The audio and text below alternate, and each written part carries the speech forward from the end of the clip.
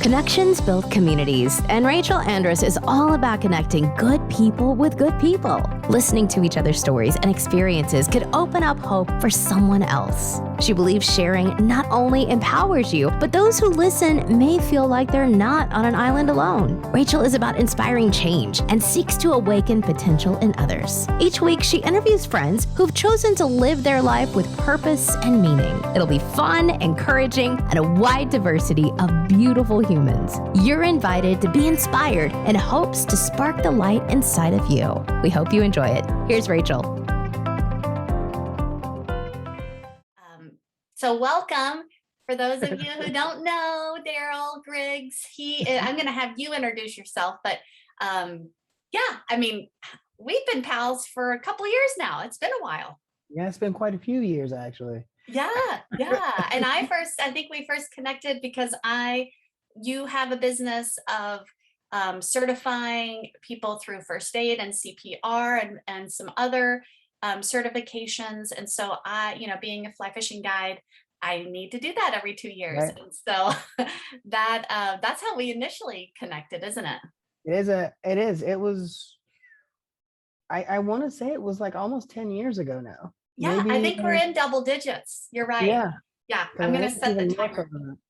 Yeah. But so I'll tell you a little bit about health and safety. Health and safety, as you said, just medical education, whether it be for schools, individuals, for work, what kind of things. That's literally how we met. And we met when I was early on too, because I think it was like a Craigslist ad or something like that when that was still a thing. Yeah. So you were always wondering, okay, is that person safe and yada, yada, yada. So I went to your house, I think, wasn't it? Yeah. So I ended up being at the house, but no, our first one we did, I think we tried to do it at the park. Okay. And I told you we couldn't do it at the park, but we met and connected, and you're like, okay, so he's safe. All right. So where do we want to meet? And I think that was that big one. And years later, I'm on the right sides. I have the history now, so it actually makes things a lot easier to do with the class. And then I have other instructors that teach now. So there's that too. Yeah, you've really grown a successful business. What is the name of that business for? I know you have a few, so we'll get to all of that. But as far as the safety and first aid, what is the name of that? It's called Umaa Health and Safety. Mm-hmm. And you can find it online. You can find it on Facebook. And we do classes Monday through Saturday. I take Sundays off. So good. That's smart. Boundaries. And you have a great facility there too. You do that in your own gym too, right? Well, I go to different businesses. I go to hospitals, whatever's necessary to be teaching.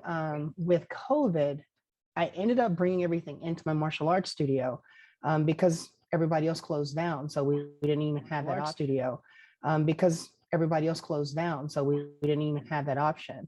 I also do partial video. So like you can literally do a Zoom training with me online and I'll just deliver the equipment to you. And safety first. And I want your heart to feel safe in order for you to get the skill set that I need you to get anyhow. So it's the easiest way to do it. We're going to make it happen.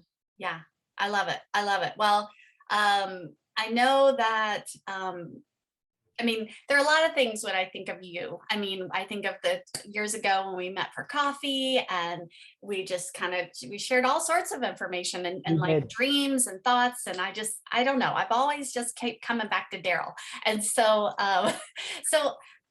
from my perspective, in what I see your priorities being husband, father, grandpa now, coach, leader in our community. I just see you living intentionally with your life, and I want to hear tell me about who you are as a person.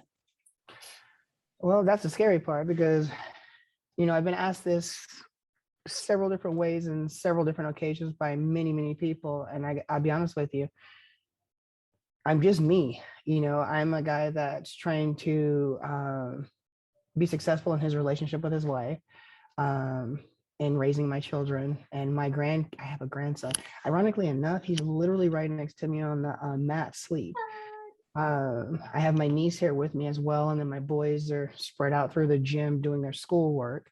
But I do what I do so that I could do all of this. Agreed. Yeah. Some days are harder than others because my grandson is 3 months old, my niece is 9 months old, and then I have a 10-year-old and a 13-year-old that are trying to get schoolwork done, and I'm supposed to be making money through all of this. So some days are a little more You've hectic. got all the hats. You're wearing all the hats, right? Yeah. You got, and sometimes the hats are all crooked and falling off, and yeah. But we keep up with them and we keep moving forward. I do have to tell you, so I was in Albertsons and Central Point because that's where I live. And I'm talking to a lady that I know, and she's introducing me to a new cashier. And she goes, "Oh yeah, this is Daryl," because we had this whole conversation. And she's like, after the fact, she's, "Oh yeah, this is Daryl. He's very active in our community, so he's a really good guy." That made my heart so happy, not because he's big, it was more of, okay, I'm doing something that's being recognized, which in my hopes would allow other people to do the same thing as me, because I don't make the change, I affected by being one of the people that do it, and hopefully you catch, and it literally, like, we all together will do that. Agreed. So I'm just making sure I'm doing what I'm supposed to do. I'm so glad that you see that too, and that, yeah, it is good to hear it now and then too, right? Just to be like, oh yeah, all this that I'm doing and trying to be for my family is making a difference, in more other people's lives too. You have a lot going on in your life, and you have quite the resume too. And I don't know that by heart. I do know that you have coached in the past. I do know that you have run your martial arts studio for many years, and you're very accomplished there. I want to hear more about your story, more about, I know something that connected us was we're both from the South, and so originally. So tell me about what was life like for you growing up? I'd like to say hard and horrible, but I had both my parents. So, and my dad, well, my dad actually had, I think it was the fifth or sixth grade education. But his brain was so huge. And I think, like, when I think about my dad, I think about like just a warrior, because he ended up going back to school and he actually got his associates, I think is what it was, degree. And he did it just because he wanted to complete it. Great. Now I got to tell you, the pivotal point in my life that I don't think hit me until I was later in my 20s, maybe even my 30s, that hit hard, was the fact that my dad, with his education, his friends that he did karate with were all leaders in the community, business owners, businessmen. And it always, before I realized what it meant, I understand now that his drive to do better and to be better was because he surrounded himself with people that were better than he was, and they lifted him in turn. So I think that's what I try to do. I try to surround myself with people like you that have like this energy and this spark, so that, like, even when I have those days where I'm just like, okay, I can't do this, and I remember, okay, so Rachel's tackling something brand new now, and if she's doing that, I better hold on to what it is that I'm doing and just keep moving forward. So, like, I fail, and I love the fact that I fail, because if I fail, I learn, and then I know what exactly not to do. And and you've heard it by different people, different ways, but that's what I look at. I have a martial arts studio, a health and safety business. I have a t-shirt company that I'm trying to get off the ground now. And then I have Community One, which is where I'm really leaning and moving forward and through it, because it really is all about the community. Great. We had a lot of devastation in the last year, with the fires.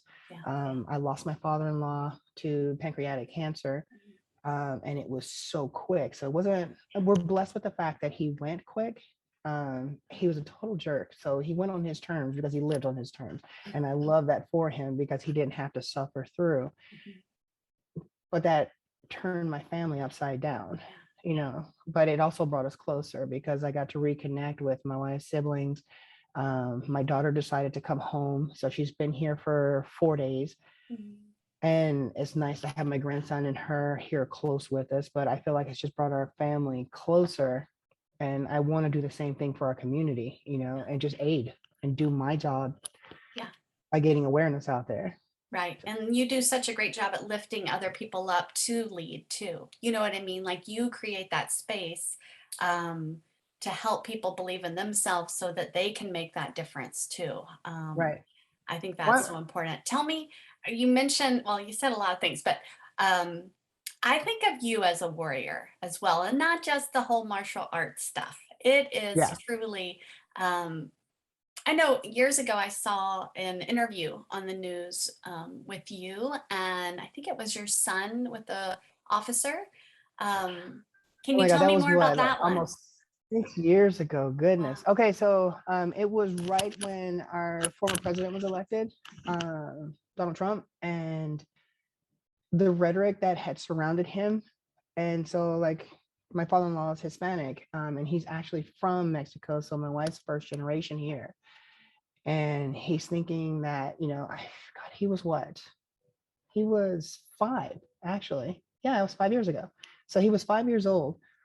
And he gets off the bus and he's crying and he's upset. And he says, the police are going to come take Mm, my papa away, yeah. and because of the new president.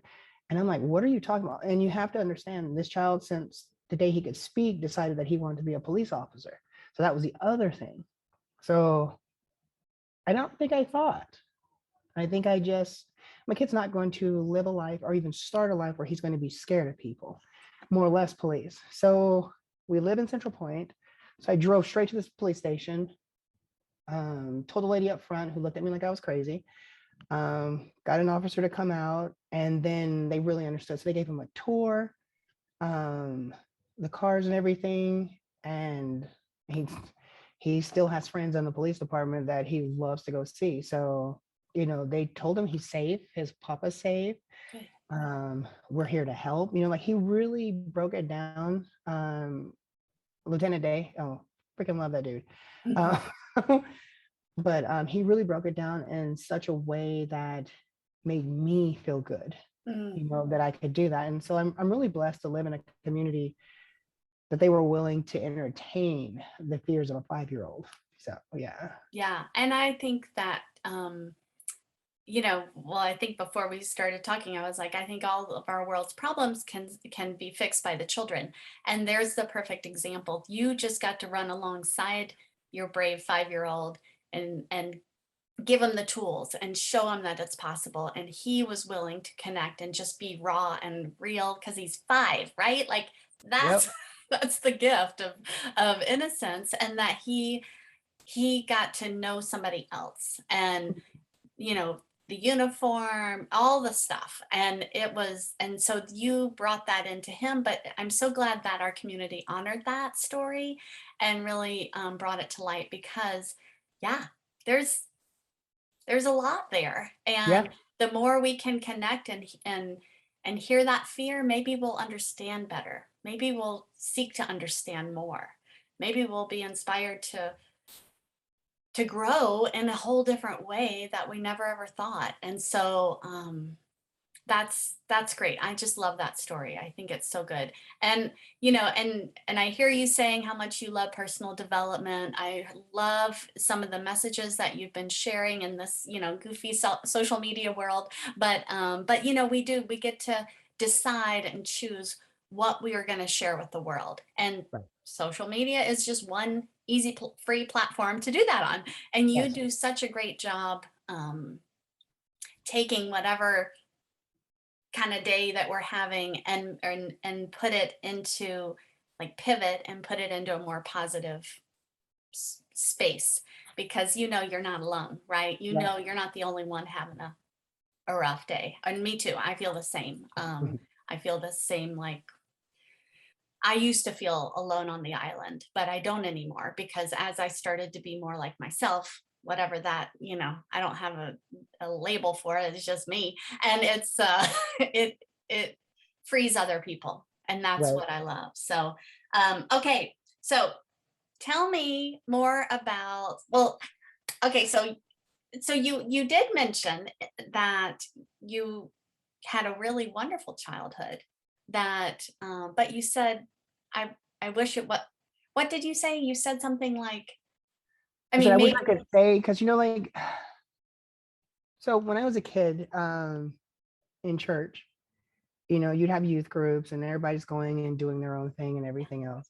And they always had these people that came in that had like these amazing stories about how they went out in the world, they did drugs, they were sexually promiscuous, but the Lord kept brought them back and everything else. So like growing up with hearing that the first parts of my life, I always associated that with, okay, so if you're going to be something amazing, then you got to come and like go and struggle and just screw up really big and then come back and be amazing. And then people listen to you. And it wasn't probably until I was in my late 30s that I realized it's actually harder to walk from point A to point Z without falling off that path. It takes so much more. So I guess I'm telling you that because my whole focus is working with kids, working with adults, working with anyone that comes in contact with me. A struggle is a struggle only because you're viewing it as such. You know, a struggle for me is not necessarily for you. But even at that, it doesn't mean you're alone. It doesn't mean that you have to go off the path to be on the path. You don't have to have a great story because, to be honest with you, some of the kids that I have in my gym that have lived their lives from point A to graduation and through college, I tell them all the time, I was like, you are so much better than me. I was like, because you took lessons that your parents taught you and the people that were close in your life and you applied them where I didn't. And I was like, and so for me, I bow my head and I thank you for doing what it is that you're doing. And just remember, what you're doing is harder. You know, it is so much harder to sit up here and go to school nowadays with social media and what can transpire and what's expected than it was even when I was in school. You know, so with that being said, and I know it's a little bit more of a tangent, but I just want people to succeed. I just want them to not work so hard and not feel supported. I have the gym because of a lady that thanked me for something that I did for her by giving me the structure and that hard talk. You know, in order for you to be successful, you have to do this, this, and this. And I'm like, okay, I'm very, very heart-centered. So I want to work with your heart, but I also have to pay bills. Yeah. So I got to charge for the time that I do have. And that was a hard one for me to do. Yeah. To make that realization that they were both one and the same. Right. Or necessary. Yeah. There is a like a transformational sort of experience. And then there's also the transactional experience. And that, you know, for people who lead with their heart, who don't always, you know, who just want to be a part of someone else, sometimes it feels like, oh no, I should just do this part instead of the other part. Like when you get that, when you found your sweet spot is what's happened. I mean, I feel like I have too. I feel like, I mean, you're giving such value to everyone who comes in contact with you, and they trust you and they want more of you. And yes, your time is valuable. And yes, you know, because you're paying attention to giving value. Right. It's not, you're not taking it for granted. I know my husband, he's a fishing guide, and he's like, I really want my people to get a full day's, you know, out of their experience with me. And he feels that way, even when he's worked, you know, out of the country before, when it's some ungodly amount of money a day, like to go fishing. And he's like, I really need, you know, he works so hard to give people value. And I see it in you. This is what I strive for. And it really, and it makes a difference, and we should never feel guilty about it. We should never feel bad about it. Yeah. I love what you said, because I think that some of the books we may read or the stories we hear, you see them down and out and then coming, you know, rising up and changing their whole life. Well, like you said, it's hard to stay on the path, no matter if you have if it's, you know, gravel or has holes in it or whatever, you know, moving along. It's hard to stay on because life gets messy.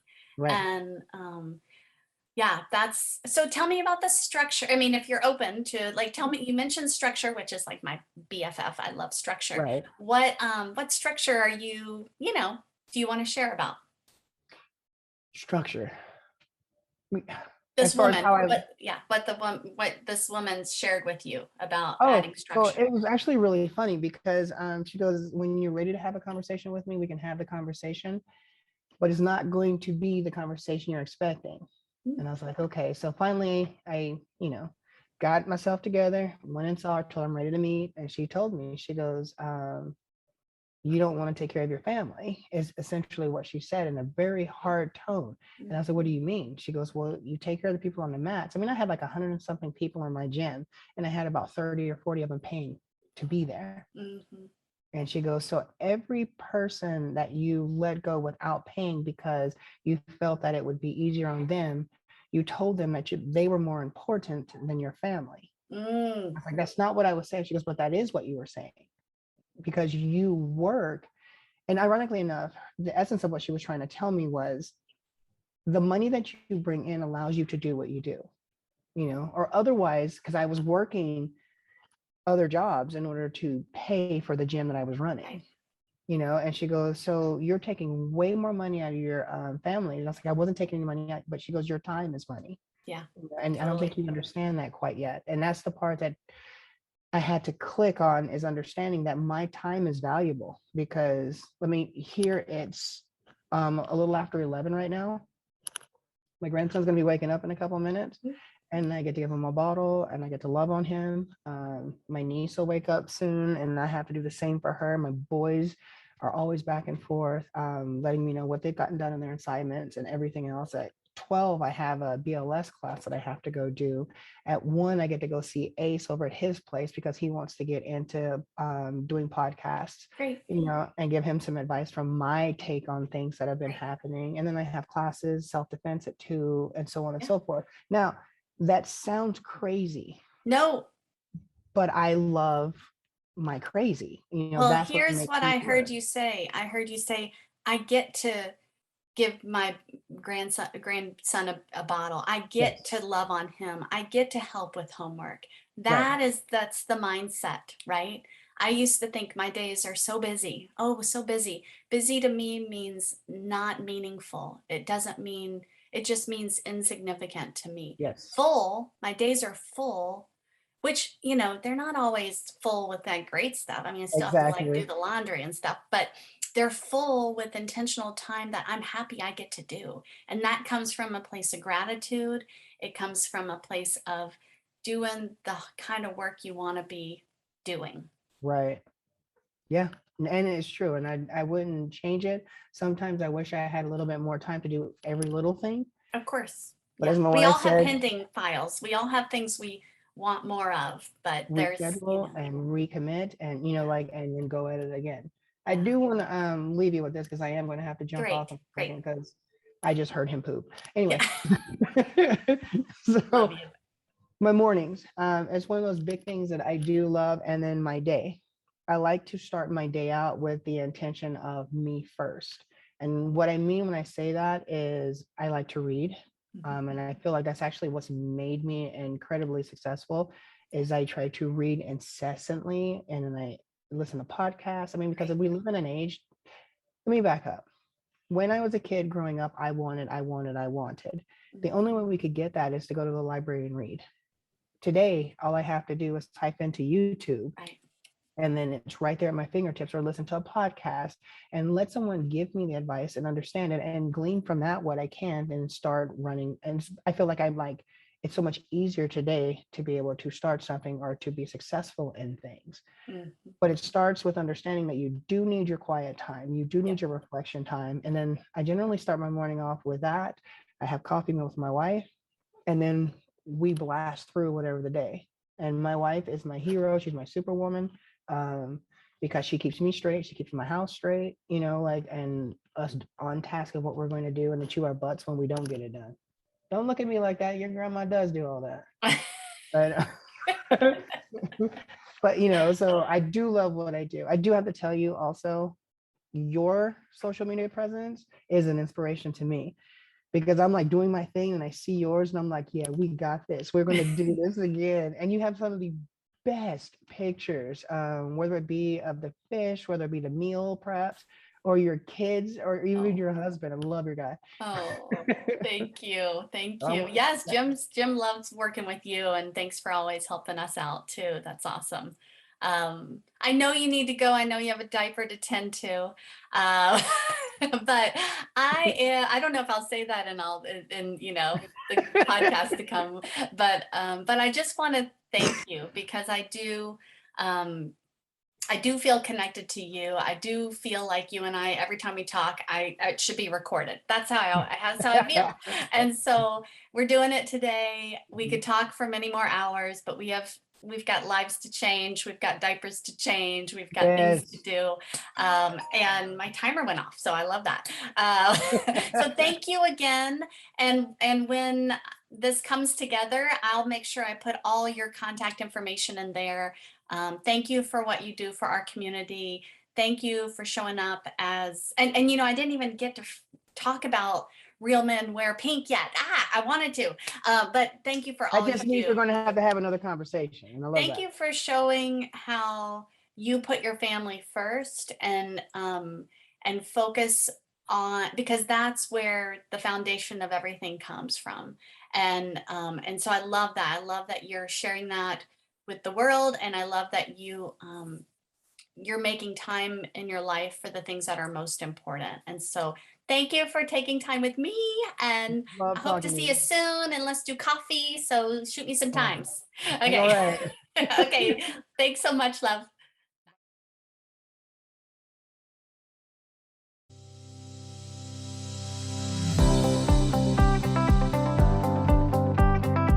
Thanks for listening. Please subscribe, rate, and review wherever you get your podcasts. If you'd like to connect with Rachel, you can find her on social media at Flyfishing, 4 Health, and at Andras Outfitters. We'll see you next time.